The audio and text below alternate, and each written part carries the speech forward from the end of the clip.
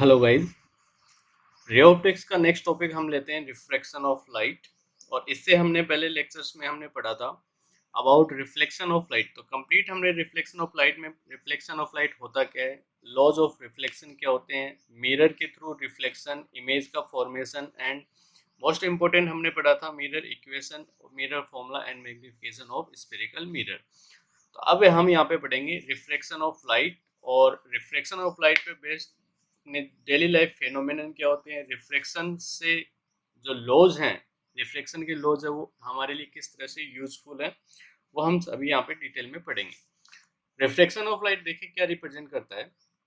एक सिंपल हम बात करें पहले रिफ्लेक्शन की, तो रिफ्लेक्शन ऑफ लाइट में हमने पढ़ा था कि किसी भी एक ब्राइट सरफेस पर लाइट जब इंसिडेंट होती है तो उस मीडियम से इंसिडेंट होकर उसी मीडियम में वो बैक बाउंस कर जाती है। तो यहाँ पर हमारे पास एक मीडियम था और उसी मीडियम में रे ऑफ लाइट इंसिडेंट होकर उसी मीडियम में रिफ्लेक्ट हो रही है, यानी कि मूव कर रही है। ये तो था हमारे पास रिफ्लेक्शन। लेकिन अगर हमारे पास कंडीशन ऐसी हो कि ये रे ऑफ लाइट इस मीडियम से अपोजिट डायरेक्शन में यानी कि दूसरी साइड में अगर मूव करती है और मूव करने के साथ साथ मीडियम में चेंज होने के कारण अगर उसकी वेलोसिटी या उसकी स्पीड में चेंज होता है, तब हमारे पास रे ऑफ लाइट की डायरेक्शन क्या होगी और उसके अदर प्रॉपर्टी है वो किस तरह से चेंज होंगी। ओके, तो सिंपली देखें रिफ्लेक्शन ऑफ लाइट है वो क्या रिप्रेजेंट करता है। तो मैं यहाँ पर एक स्टेटमेंट लिखता हूँ और उस स्टेटमेंट को हम डायग्राम के थ्रू और मैथमेटिकली इसको समझते हैं। कंसिडर करते हैं कि हमारे पास एक सरफेस है और इस सरफेस मान लेते हैं ये हमारे पास x एंड y। हमारे पास यहाँ पर एक मीडियम है 1 और ये मीडियम मान लेते हैं हम एयर। ओके, और यहाँ पर एक दूसरा मीडियम है और वो मीडियम मान लेते हैं वाटर। अब देखें एक रे ऑफ लाइट इंसिडेंट हुई इस सरफेस पर। अब ये रिफ्लेक्टिंग सरफेस है नहीं, तो ये इसका मतलब ये इसके अपोजिट दूसरी डायरेक्शन में मूव करेगी। तो मान लेते हैं कि ये हमारा एक नॉर्मल हो गया। तो रे ऑफ लाइट एक्चुअल में जानी तो चाहिए ऐसे, यानी कि ये उसकी डायरेक्शन होनी चाहिए। लेकिन हम ये ऑब्जर्व करते हैं कि ये रे ऑफ लाइट की जो डायरेक्शन है या इसका जो पाथ है वो कुछ इस तरह से होता है। तो यहाँ पे देखें ये हमारे पास कौन सी रे है, इंसिडेंट रे, और ये हमारे पास कौन सी है, रिफ्लेक्टेड रे। ओके, तो देखो रे of light, incident ray of light band, और ये बैंड किस डायरेक्शन में हुई, ये हमने यहाँ पे नॉर्मल डाला तो bend towards to normal. Okay, when ray of light goes from air medium to water medium then it bend from its actual path and it bends towards to normal at incident point। Incident point पर जो हमने normal डाला उस normal की तरफ ये bend होगी। अच्छा, इसी के जस्ट अपोजिट अगर हम ये कंडीशन लें कि अगर रे ऑफ लाइट है वो वाटर से एयर में मूव करे, मान लें कि हमारे पास ये वाटर है और यहाँ पर हमारे पास एयर है। तो वाटर से एयर में अगर वो मूव करती है तो ये इंसिडेंट रे हो गई। ये हमने यहाँ पे डाल दिया नॉर्मल एंड इसकी जो एक्चुअल डायरेक्शन है वो ये होनी चाहिए हमारे पास। ओके, लेकिन ये कुछ इस तरह से मूव करके जाती है। ओके, तो ये हमारे पास हो गई डायरेक्शन ऑफ इंसिडेंट रे और ये हमारे पास इंसिडेंट रे हुई और ये हमारे पास रिफ्लेक्टेड रे हुई। तो दोनों डायग्राम में अगर हम कंपैरिजन करते हैं तो कंपैरिजन में हमें क्या दिखाई देता है, when ray of light goes from air to water then it bend towards normal, and when ray of light goes from water to air then it bend away from normal से ये away हो रही है। तो ये जो phenomenon हमें दिखाई दे रहा है, ये जो फिनोमेनन हम जो ऑब्जर्व कर रहे हैं that is reflection of light. तो सिंपली रिफ्लेक्शन ऑफ लाइट को हम स्टेटमेंट में हम लिख सकते हैं the phenomenon of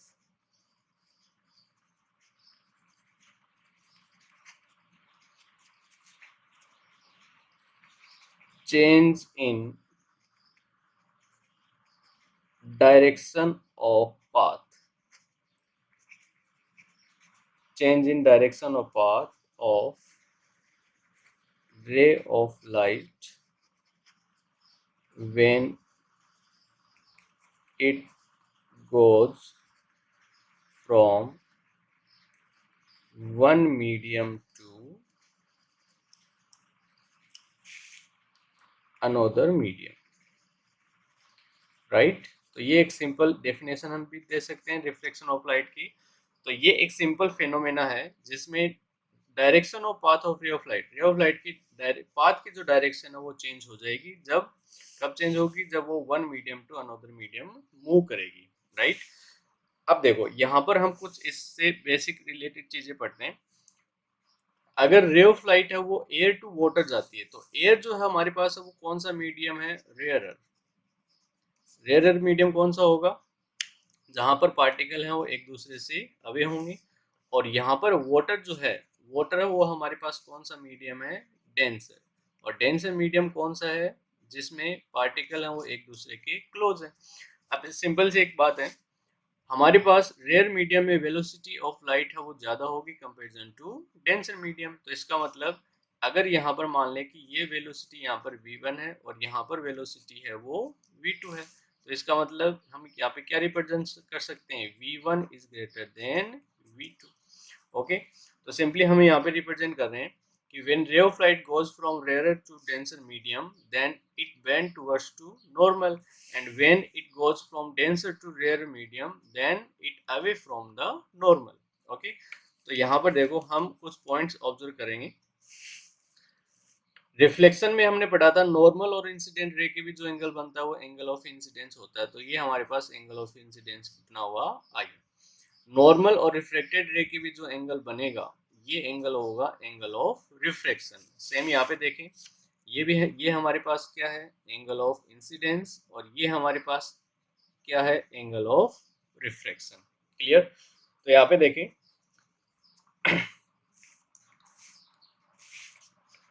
when light goes from rarer to denser, अगर वो रेयर मीडियम से डेंसर मीडियम में मूव कर रही है तो क्या होगा? Bends toward normal. और यहाँ पर angle of incidence is greater than angle of reflection. ये दिखाई दे रहा है हमें यहाँ पर एंगल ऑफ इंसिडेंस की वैल्यू एंगल ऑफ रिफ्लेक्शन से ज्यादा होगी। और अगर इससे जस्ट अपोजिट कर दें, व्हेन रे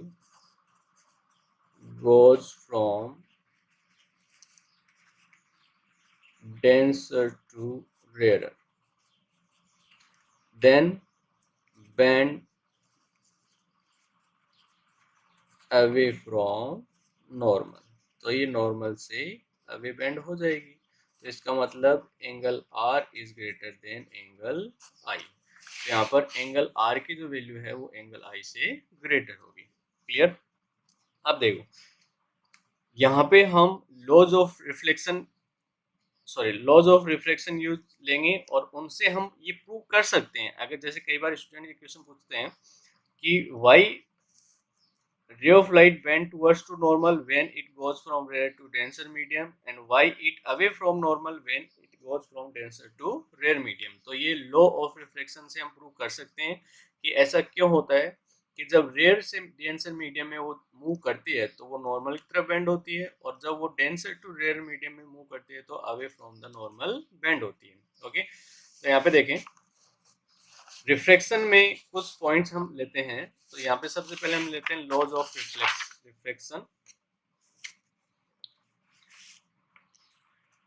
फर्स्ट लॉ हम वही लेंगे जो हमने रिफ्लेक्शन में लिया था।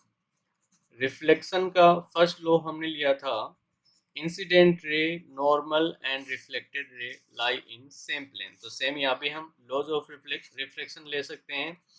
Incident ray normal at incidence point and refracted ray lie in same plane, same plane में वो लाई करते हैं. ओके. एंड सेकेंड लॉ जो है वो बहुत इंपॉर्टेंट है, स्नेल्स लॉ.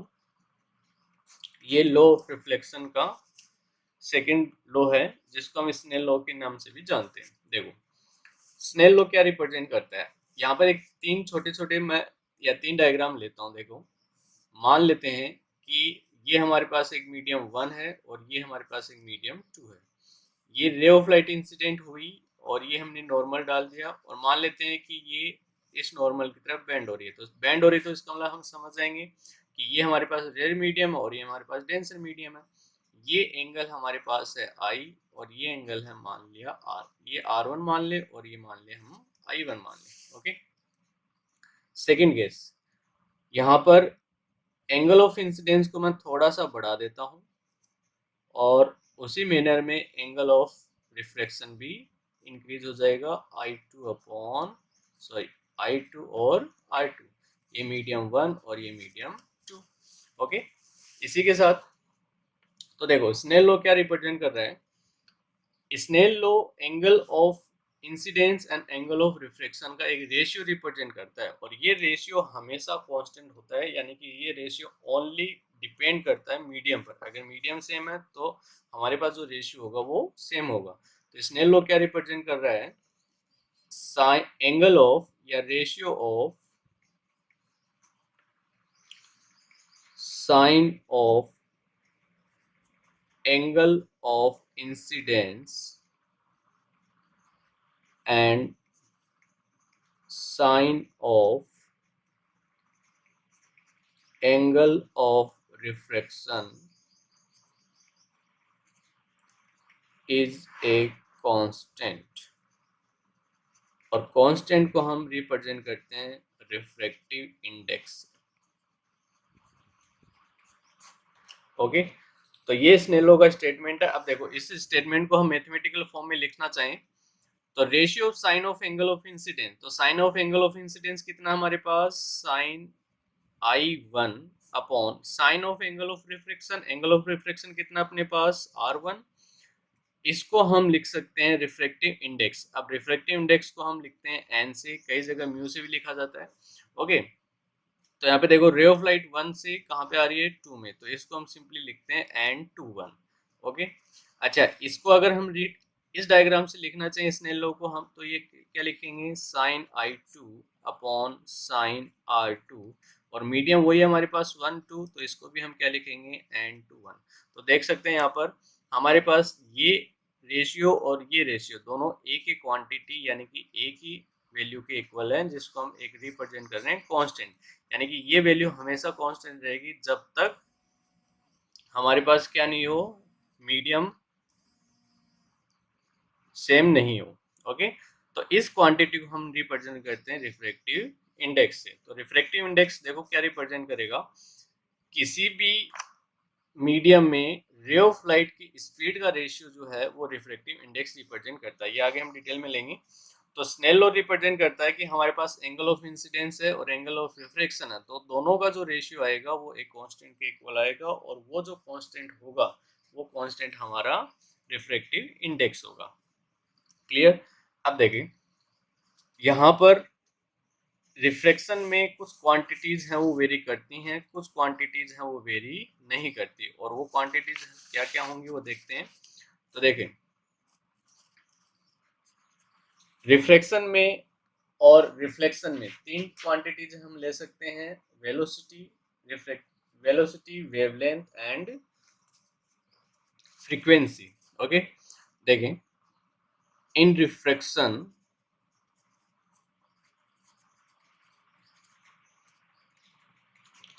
वेलोसिटी वेलोसिटी जो होगी वो क्या होगी, चेंज होगी. वेवलेंथ वेवलेंथ है वो भी क्या होगी, चेंज होगी. एंड फ्रीक्वेंसी की जो वैल्यू है वो क्या होगी, नो चेंज, यानी कि वो हमेशा क्या रहेगी, कांस्टेंट रहेगी। अब सिंपली अगर एक सिंपल एग्जांपल लें या फिर इसका फॉर्मूला लेते हैं, तो वेलोसिटी और उसका रिलेशन जो हम पढ़ते हैं वेवलेंथ का, उसके साथ रिलेशन, और वो रिलेशन हमारे पास होता है फ्रीक्वेंसी v, या वेलोसिटी से ले लें। वेलोसिटी हमारे पास डिस्प्लेसमेंट अपॉन टाइम, तो डिस्प्लेसमेंट को हम लैम्डा से लिख दें और टाइम हमारे पास है t, और 1/t जो होता है वो हमारे पास फ्रीक्वेंसी होती है, तो v equal to lambda into F. तो यहाँ से देखें f की जो वैल्यू है वो क्या आ जाएगी, v अपॉन लैम्डा। ओके, अब देखो इस रिलेशन से तो हमें ये समझ में आ रहा होगा कि अगर लैम्डा चेंज होगा तो फ्रीक्वेंसी चेंज होनी चाहिए, v चेंज होगा तो फ्रीक्वेंसी चेंज होनी चाहिए। तो लेकिन यहाँ पे हमने लिखा है नॉट चेंज, तो इसका देखो रीजन हम ले सकते हैं, फ्रीक्वेंसी और वेवलेंथ का वो वेव के फॉर्म में रिप्रेजेंट करते हैं। तो हमने 11th क्लास में पढ़ा या वेव ऑप्टिक्स में कि हमारे पास ये एक वेव है और यहाँ पर ये जो टोटल लेंथ है वो लैम्डा, यानी कि टी टाइम में ये जो कंप्लीट साइकिल कवर हो रही है, तो ये टोटल लेंथ जो है वो क्या है, लैम्डा, यानी कि वेव लेंथ। और फ्रीक्वेंसी पर सेकेंड में नंबर ऑफ साइकिल, तो ये हमारे पास 1 साइकिल है, तो 1 सेकेंड में कितनी नंबर ऑफ साइकिल कवर होती है वो हमारे पास फ्रीक्वेंसी। तो देखो जब हमारे पास ray of light rare medium to denser medium move करती है, तो rare medium to denser medium, तो रेयर मीडियम में वेलोसिटी v1 और इसमें मान ले v2, तो रेयर में वेलोसिटी ग्रेटर होती है डेंसर से, तो यहाँ पर जब वो रेयर टू डेंसर मूव करेगी तो वेलोसिटी इंक्रीज होगी, वेलोसिटी के इंक्रीज होने से उसी मैनर में वेवलेंथ भी डिक्रीज होगी। तो ये दोनों एक इंक्रीज होगी एक डिक्रीज होगी, तो उस कंडीशन में दोनों का रेशियो सेम रह जाएगा और हमें फ्रीक्वेंसी की वैल्यू क्या मिलेगी, कांस्टेंट मिलेगी। या फिर इसके जस्ट अपोजिट लें, अगर ray of light denser to rare medium move कर रही है तो वेलोसिटी वो डिक्रीज होगी, सॉरी इंक्रीज होगी, और वेलोसिटी इंक्रीज होगी तो इसकी value denser to rare move करेगी तो वेलोसिटी वो इंक्रीज होगी और ये डिक्रीज होगी, तो वापस हमारे पास फ्रीक्वेंसी की वैल्यू क्या मिलेगी, हमें कांस्टेंट मिलेगी। तो इसलिए रिफ्रैक्शन में हमारे पास वेलोसिटी और वेवलेंथ है वो दोनों चेंज होते हैं, लेकिन फ्रीक्वेंसी की वैल्यू चेंज नहीं होती। It is clear? ओके, तो यहाँ पर हमारे पास ये रिफ्रैक्शन क्या होता है एंड लॉज ऑफ रिफ्रैक्शन क्या होता है। किसी भी क्वेरी के लिए कमेंट बॉक्स में कमेंट लिखें, कोई भी डाउट हो तो उसके लिए कमेंट आप लिख सकते हैं। इससे नेक्स्ट वीडियो में हम पढ़ेंगे रिफ्रैक्टिव इंडेक्स क्या होता है और रिफ्रैक्टिव इंडेक्स में कौन कौन से फैक्टर हम यूज में लेते हैं, कौन कौन से फैक्टर से वो चेंज होगा। दूसरा, उस रिफ्रैक्टिव इंडेक्स का यूज करके हम यहाँ पे प्रूव करेंगे कि रे ऑफ लाइट जब rare to denser medium move करती है तो वो टूवर्ड्स टू नॉर्मल बैंड क्यों होती है और अवे फ्रॉम नॉर्मल बैंड क्यों होती है जब वो डेंसर टू रेयर मीडियम में मूव करती है। और एक केस हम और प्रूव करेंगे कि रे ऑफ लाइट को जब हम एक परपेंडिकुलर सरफेस पे डालते हैं तो वो विदाउट रिफ्लेक्शन वो सीधी मूव कर जाती है, यानी कि डायरेक्टली वो विदाउट रिफ्लेक्शन वो मूव कर जाएगी। तो ये भी हम प्रूव करेंगे। ओके।